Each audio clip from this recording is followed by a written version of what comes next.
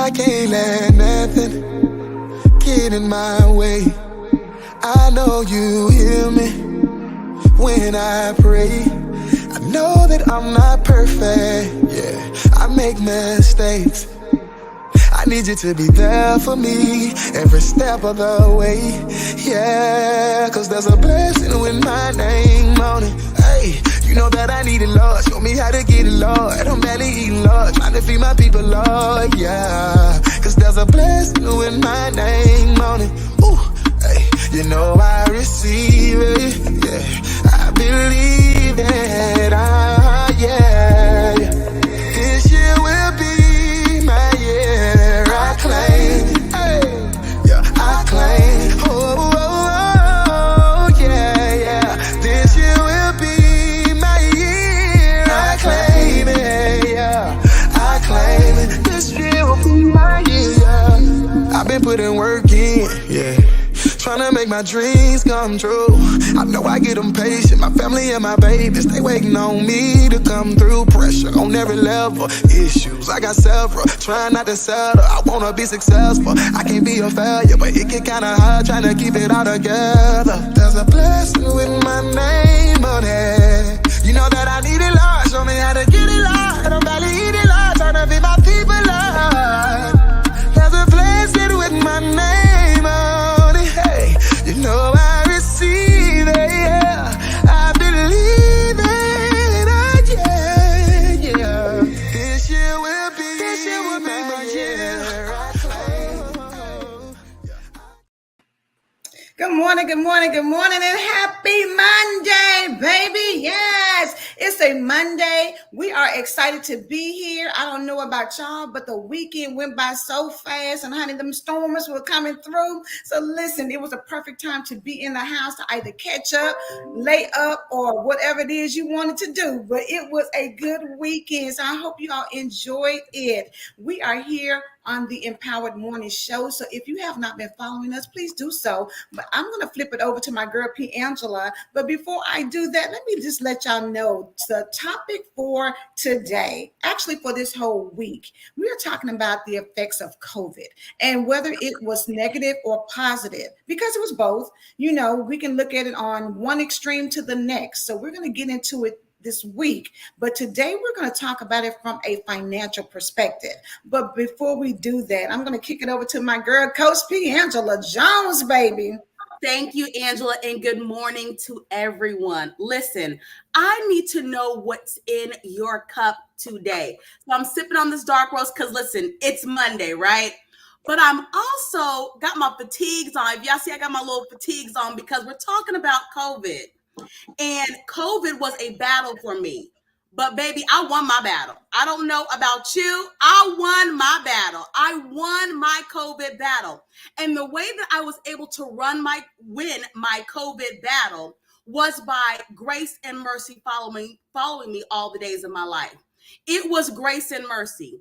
I should have been dead. I should not be here. But grace and mercy was following me and said, P, it ain't time yet. So today I'm sipping on grace and mercy following me. And that's why we're going to like the broadcast. Every morning when you come on in here, I need you to actually like it. It's so easy to start watching something good and not go through the steps to really share the broadcast. When you actually like it or heart it, you are building the algorithm. You are making it known to others that, listen, something is on and it's good. And if mercy and grace followed you all the days of your life, I need you to share this broadcast. This is only for people who feel like mercy and grace have been following them all the days of their life. If that's you, share this, because someone who grace and mercy has been following needs to hear this. They need to know that they're not alone. They need to know, you know what? I may have woke up on the wrong side of the bed, but the Empowered Morning Show is here to help me feel a little bit better. But now, get ready for this daily dose of hope with Terry.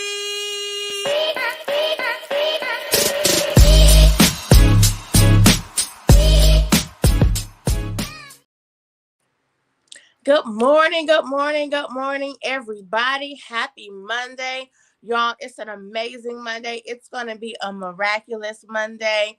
It is a wonderful, wonderful, wonderful day. And y'all, today is the day that the Lord has made, and we are rejoicing and we're glad in it. It's your girl, Terry White Hicks, and it is now time for our daily dose of hope. And I got to tell y'all, somebody in the comments just said that they are sipping on their future. And that is what we're talking about today. If you have been a part of season 3 of the Empowerment Morning Show, you know that during the Daily Dose of Hope, we have been talking about our new seasons. We have been talking about embracing a new season. We have been talking about entering into a new season. We have been talking about understanding and accepting our season, whether we like it or not, because every moment of our lives is a season. And so our future is a season. And the Lord says in Isaiah 43:19, behold, I do a new thing. Do you not perceive it? We are to perceive, understand, comprehend, realize that God is doing a new thing. But the part that I love is the end of that scripture where he says that he will make rivers or streams in the desert. That to me, y'all, says that he's going to do some miracles. He's going to make a way out of no way. He's going to produce things that you did not think were possible. He's going to create ways that you did not think were possible. And that's why we can be sipping on our future. That's why we can have the joy of the Lord. That's why we can be confident knowing that he who started the work in us is going to be faithful to complete it. Why? Because he is the God of miracles. And that's why today is a miraculous Monday, because we serve a God who can make rivers in the desert. We serve a God who can make streams in the desert. So it doesn't matter what your season looks like right now. It may not look like what you think it's supposed to look like. It may not look like what you think your future is supposed to look like. It may not appear what you are supposed to be just yet. But guess what? You serve the God who makes ways in the desert. He makes streams in the desert. He makes rivers in the desert. That means he is producing miracles in your life. So whatever your season looks like right now, whatever your situation looks like right now, be encouraged, because in a moment, somebody say in a moment, we serve the God who can change that, who can breathe life into your situation. This has been your daily dose of hope. And now I want you to get ready for my girl Sparkle, who's bringing Morning Mirror Talk.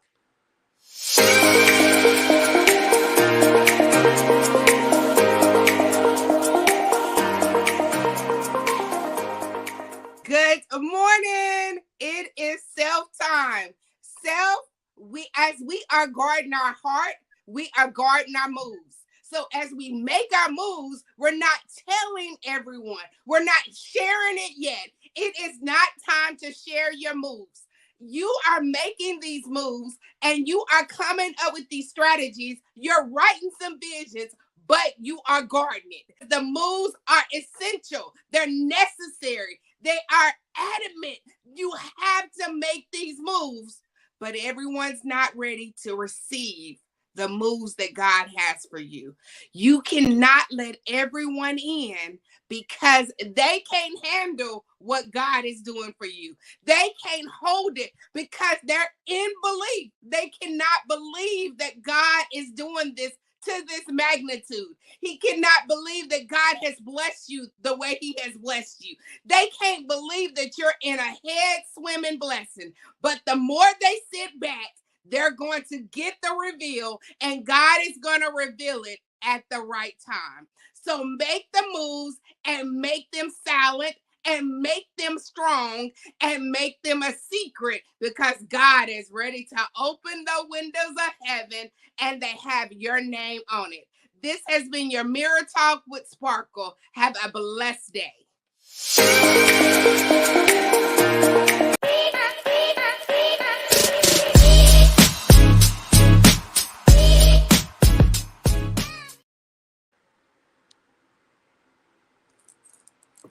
Okay, back at it. Listen again. Magnificent Monday, Motivation Monday, Money Making Monday. This is Monday, but we want to talk today about the effects of COVID. And when we talked about bringing this topic up for the week, it's a lot of strong emotions attached to COVID. It's a lot of people who can even still break out in tears thinking about what that time period brought about. And so we're going to cover a lot of different aspects of it, but today we're going to talk about the financial piece of it. I don't know about y'all, but you saw so much happen from, and I'm gonna go back because I pulled up a list. I want to kind of be very thorough with it this morning, but it says the COVID-19 pandemic had far-reaching financial effects on individuals, businesses, governments, and economies worldwide. While the specific impacts varied across different regions and sectors, some common financial effects of the pandemic includes, and the top one they listed was business disruptions and closures. Y'all know for a lot of people, your business started furloughing you because people can come to support your business. Now, you saw an increase, of course, with it being a disease, people at the hospital, so frontline workers, essential workers, you saw more people coming through and they were needing more people to come. But for some businesses, they experienced closures because you just couldn't go. And so you think of a mom and pop store who relied on, people coming in, they had to close down. Or you think about businesses that, were unable to keep up with what was going on. They had to furlough a lot of people. So we saw that disruption in business, but there was a lot of unemployment and income loss. But on the same flip side of that, as much as it was for people who were receiving those unemployment checks, it was an influx of income that they hadn't seen before. It was a difference. So as much as it could have been bad for one person, maybe it was good financially for others because you saw opportunities to take that check and maybe you invested it in something. For some people, they started new businesses. I'm going to go on. They talked about the stock market volatility. We just saw so much go on with that, where the stock indices experienced sharp declines followed by periods of recovery. So it's like COVID came and ripped through, but for some people, it actually became an upgrade for them. You think about a lot of people were able to not have to pay their mortgage or their rent. A lot of people were able to start businesses. Some people, the trucking industry started booming. So a lot of people were able to transition into that. It's a lot of things that you can look at. Government stimulus and support. A lot of people were getting the stimulus checks, the PPP loans. A lot of people took advantage of opportunities from the influx of cash that you weren't accustomed to getting. Also, there was a supply chain disruptions. That's a huge one, I think, that sometimes we don't think about because we weren't able to get products like we were used to. They were stranded out in the middle of the ocean, or they were, people couldn't get it over here from other countries because we weren't able to import things like we used to because there were lack of workers to be able to go out and package the product or make the product to get it here. So that disruption cost a lot of dollars to be lost and it impacted people financially. Another one was, of course, real estate market changes. Y'all know when you look at it, the increase in rent for some people was astronomical. But at the same time, if you still look at it from the results of COVID, you see all around, there's construction everywhere. They are building up more properties, townhomes, apartment buildings, single family homes. But at the same time, a lot of that is so expensive. What used to be $150,000 is now $300,000 or $400,000. It is an extreme disparity between where we were before COVID and where we are now. You look at people who used to maybe pay $1,200 for rent, who are now paying well over $2,000. It's a big change, and financially for a lot of people, they just can't afford it. So when you think about that, not only real estate, and I think tourism and travel was impacted. You think about it, people weren't going on cruises. The hotels, people weren't going.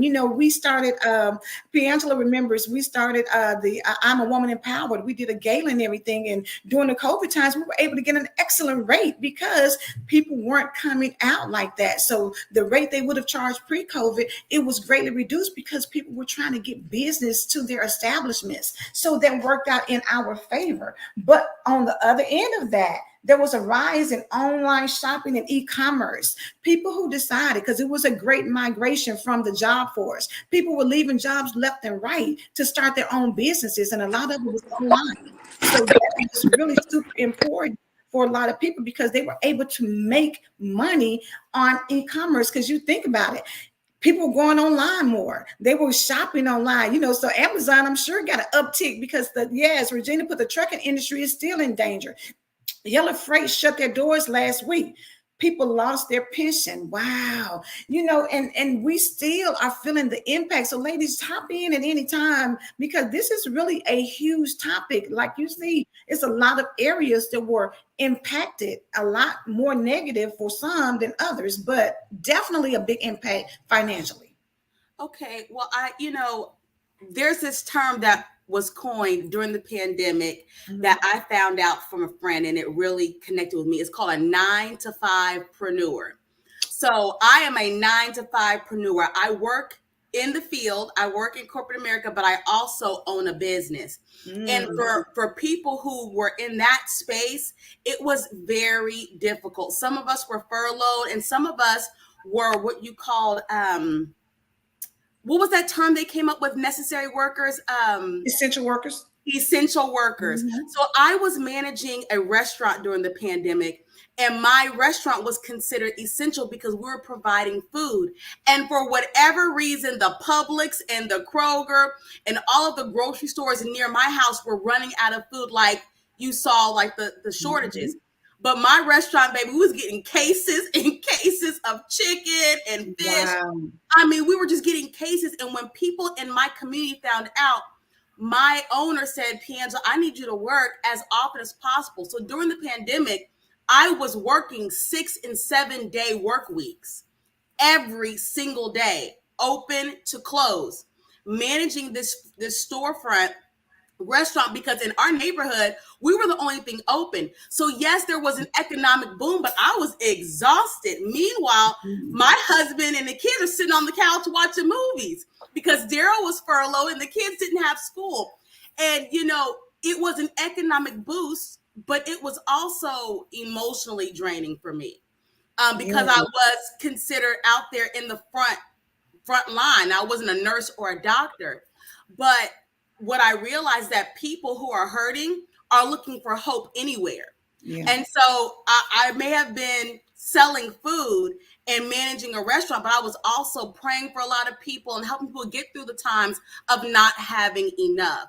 So it definitely affected me, but it also affected my business because, honey, them PPP loans hit real good for my businesses. And I was able to, I'm still living.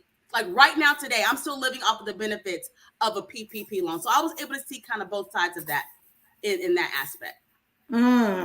That's good. I mean, I even see Tina said some people even lost their mind. And you think about it, your finances can take you to a breaking point. When you start thinking, I don't have money to take care of my kids, I don't know where we're going to get food from. You start thinking, you go to the grocery store, and at that time, tissue was, it was a shortage. People were running around here crazy about buying tissue, paper towels. I mean, it was just so much that put a lot of stress on people. And you think, your kids, for a lot of, and y'all know, you think single moms or even families, period. But when you are used to your kids going to school and they're getting a good meal at school, and now they're at home all day, every day, that's a big challenge for some people to be able to keep groceries in the house.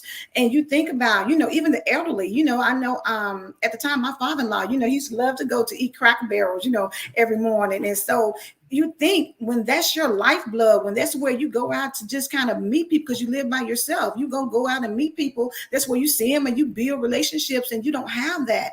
That for a lot of people, was a source to drive them crazy. But Terry, I know you had a different experience based on your business.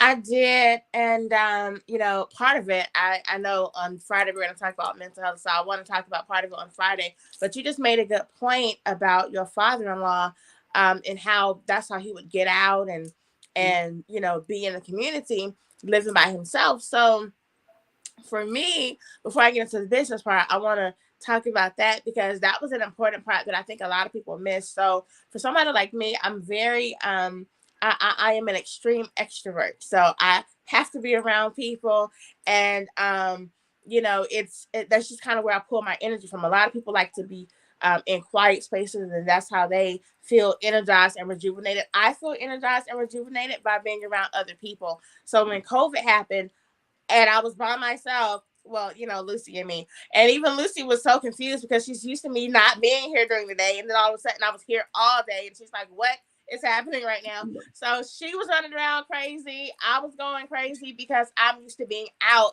and about. And, for some time, everything was shut down and there was no out and about. And I remember during that time, like, we actually had, I don't know about where you all were, but we actually had the Hummers and things coming through, what do you call it, the National Guard coming through, making sure that people were not out and where they weren't supposed to be. So you really could not leave the house, like you need to go back home type thing. And so I was stuck at home, and it was really crazy. But in addition to that, to get to the business part, I did, because most of you, if you don't know, I own and operate a Christ Center Performing Arts homeschool program that at that time operated as a private school. It's an accredited homeschool program. And so people think homeschool, they think, oh, you already used to it because it's homeschool, so you do things at home. But we were not set up like a homeschool. We were set up like a private school. The kids came to school every day. They wore uniforms. We went on field trips. We were in a building. We had classes. We had teachers. And so when everything changed, a lot of the parents,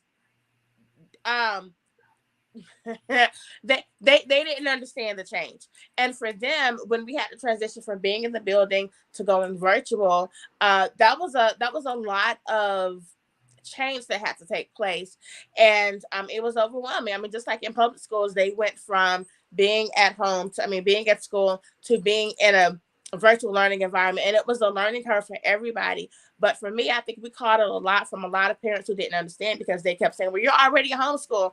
You should already be set up for this. But we were not set up to be teaching from home. I had never taught from home. I had never taught over Zoom. I had never taught virtually. And then you have the kids who, they were not showing up to class because I'm at home now. So I'm used to waking up early and going to class. Now I'm at home. So we're sitting on here waiting for you to show up for class, and you're in the bed asleep because you're at home. And so home means home, and school means school. And so it was such a humongous learning curve for everybody. So it was a lot of challenges that, quite frankly, I never really did recover from, because there was so many changes that happened so quickly. And a lot of people didn't understand it. A lot of the parents didn't understand. The children did not understand. We had children coming to class virtually in their pajamas, eating their cereal, just had checked out mentally, because they was like, I'm not at school, I'm at home, the TV's right here, I'm gonna watch the TV and not you. And I can only do so much. I can say turn off the TV, but hey, you right there in your room, I can't turn it off by osmosis or telepathy or whatever. So they were doing what they wanted to do, and it was crazy. Those first few months when we were away from school, it took a lot to get the students into a new routine of virtual learning. They just were not ready for it.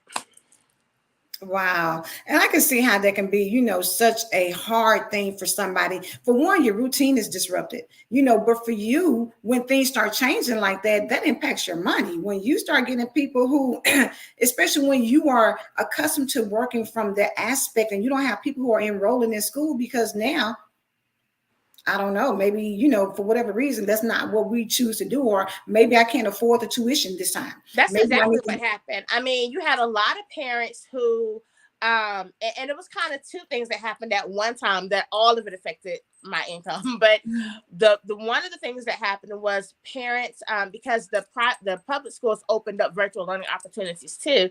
So parents started to think, well, hey, if you're going to be virtual and the public school is virtual, I'm not going to pay you to do virtual. They're doing the same thing. So I'm going to go over here, not realizing that it still wasn't quite the same thing, because we were still doing one-on-one learning. We were still doing what we did in a physical space, but virtually. But to them, it was, oh, everybody's online, so I'm gonna go over here to where it's free online.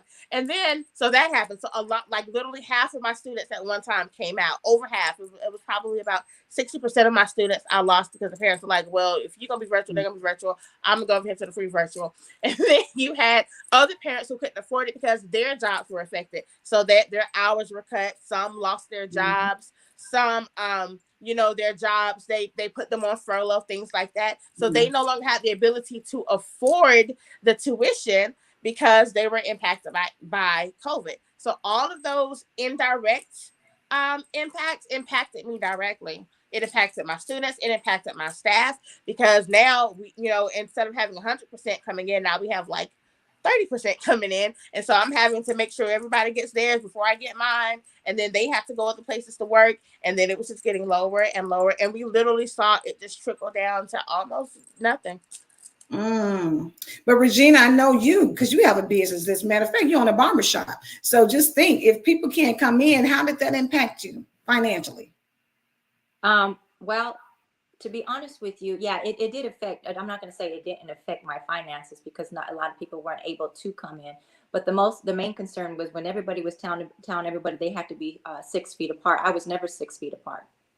I was right up on them. So I had to make sure that my health was intact, my immune system was intact, and able to create a space when they came in that they didn't catch anything in my barbershop. So the approaches that I had taken to make sure that everything was sanitized, that everything was up to par, as far as, making sure everybody is healthy and still able to come and get a haircut and not get sick. During that time, it was very challenging because my business partner at the time, which is my stepfather, got murdered during that time. So I didn't have, I was going through that, extensive, that was very difficult, but still having to have the mentality that I still have to run a business during that time. And COVID hit at that particular time. And now, making sure that I have staff to come in to help me. And thankfully, the Most High God sent my son, because he was a truck driver. He was out on the roads, trying to bring this stuff in that, we were waiting for. And it was getting very dangerous out there, and really doggy dog world. So I was thankful to have him in. But you know what? It was a time for me to really activate my faith. I'm not even going to lie, because I had a lot of people coming at me talking about, you need to get a PP loan and all this other stuff. And I said, I will not. I will not. One, because I believed in the Most High God, that he was my source and my resource. And this was the time for, for me to see the move of God, because I really seen it deeper of what was going on with COVID-19. I really seen the bigger picture up. So I knew I had to withstand what I believed in. And doing so, I flourished. I was able to stay open. I didn't get sick. And even during that time, I was able to purchase my house that I am in today during COVID, in the heart of COVID. That means that I was able to sell my house and get a low interest rate to afford a house that I am in today, that I spend less money than the house that I was in, that's smaller. I had a higher interest rate. So, it paid off. And I was able to see that, once I put my trust into the Most High God and he was able to move, I was able to be an example of what can happen in a time like this. Now, mind you, I've always been a saver. So it kind of aggravated me, somebody to tell me that I have to show my business. I shut it down. I have a problem with somebody telling me what I have to do when it comes to my business. So my mentality says, you're telling me I have to shut down. That means if I don't work, I don't get paid. Some people get paid, like me and Terry. You don't get paid if you don't work at all. There ain't nothing coming in. So you have no choice but to rely on God. But I'm thankful that I had a savings to where I could live off of it until they told me to come back. But let me tell you what, when that month said you can come back, literally that month, that next day, I was already opening up the doors. I was already cutting. I was like, I am not staying shut down any longer, because, but I'm thankful. I'm flourishing. The business is doing good. I pray for a lot of people who, have been set back because of it, because I've seen it. I've seen people die. It's been devastating. It really, really has. So we must be, just because it went well for some, we cannot have empathy for the ones that didn't. We just can't. We have to. One thing that I always would tell people when they come in, you got to give everybody some grace, because everybody handles these things differently. Some people I had people in there shaking. Literally shaking and hyperventilating just to sit in my chair. Can you cut my hair in less than 3 minutes? Literally. And listen, I will give you a 3-minute cut because that's what you want. But some people go like, it's not. No, just because you don't feel that way doesn't mean the other person doesn't feel that way. And what I did see is people who suffered from depression and anxiety. Now you add that on top of that. That went to like 10 times higher. So that COVID literally activated their depression, anxiety, be out of this. And then I seen it, witnessing when you have young kids shaking in your chair and people can't even barely breathe, but they know they need to come in and they wanted to feel better, and making sure that we showed a little grace that everybody handles this differently. So true, Regina. That's a good point. And when you start thinking about a lot of people from a financial aspect, when you were getting unemployment that was probably 3 or 4 times more than what you've ever gotten before. You know, some people were really getting good money from unemployment.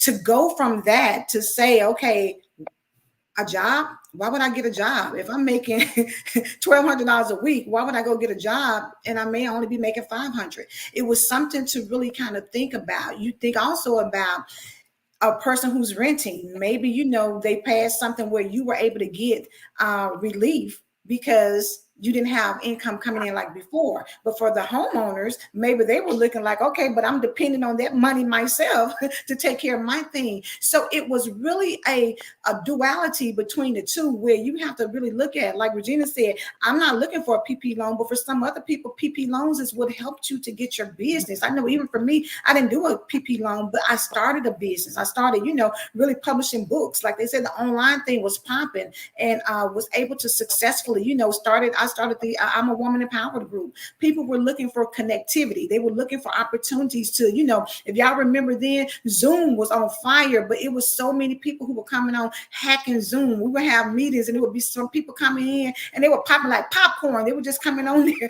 talking crazy, saying, you know, different things, trying to disrupt what you had going on. So it was just a opportunity.